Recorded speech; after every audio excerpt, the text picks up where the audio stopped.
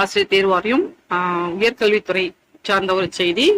கௌரவ உதவி பேசுறாங்க. பணி நிரந்தரம் செய்வது தொடர்பான தேர்வு நடைமுறைகளை 12 வாரங்களில் முடிக்க தமிழக அரசு சென்னை ஹைகோர்ட் உத்தரவிட்டுள்ளது.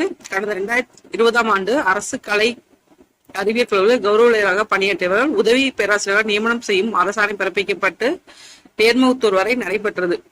ஆட்சி மாற்றம் காரணமாக இந்த நடைமுறை நிறுத்தப்பட்டு 4000 உதவி பேராசிரியர் தேர்வு தொடர்பான அறிவிப்பு வெளியிடப்பட்டுள்ளது. விரைவாளர் தரப்பில் புதிய அறிவிப்புகள் தடை கோரி வழக்கு தொடரப்பட்டுள்ளது.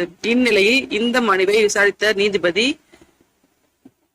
1146 கௌரவ ஊழியர்களை உதவி பேராசிரியர் பணி நிரந்தரம் செய்வது தொடர்பான தேர்வு நடைமுறைகளை 12 வாரங்களில் முடிக்க வேண்டும் என்று உத்தரவிட்டுள்ளது.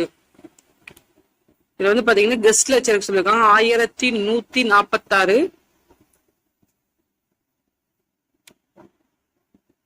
மிக முக்கியமா பாத்தீங்க அப்படின்னா கடந்த 2020ஆம் ஆண்டு அரசு கலை அறிவியல் கல்லூரியில் கௌரவ பணியாற்றவர்களை உதவி பேராசிரியர் நியமிக்கும் செய்ய அரசாணை பிறப்பிக்கப்பட்டு நேர்முக வரை நடைபெற்றது.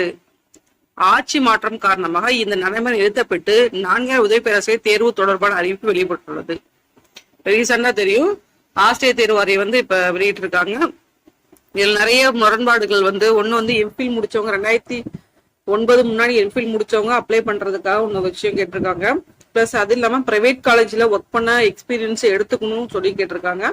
அது மட்டும் இல்லாம இப்ப அடுத்த ஒரு விஷயம் நம்ம சொல்றோம் நம்ம, ஓகேங்களா?